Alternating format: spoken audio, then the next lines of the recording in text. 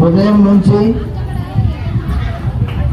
గురువుల ఆదేశాల మేరకు సంతానం లేని వారికి సంతానం కొరకై తొట్టెల పూజ మరియు గదల పూజ కార్యక్రమం ముగిసినది. ఆ యొక్క చక్కటి సంతానం కొరకై ఆ తొట్లను తీసుకెళ్ళి ఇంట్లో పెట్టుకుంటే కనుక తప్పకుండా సంతానం కలుగుతుంది. మరి అదేవిధంగా ఆ యొక్క గద తీసుకెళ్ళి మీ ఇంట్లో కనుక పెట్టి పూజిస్తుంటే రుణ బాధలు అప్పుల బాధలు ఏదైనా తొలగిపోతాయి. కాబట్టి కావలసిన వాళ్ళు కౌంటర్లో మీ గోత్రము పేరు ముందుగానే రాయించుకోవాల్సిందిగా మనవి.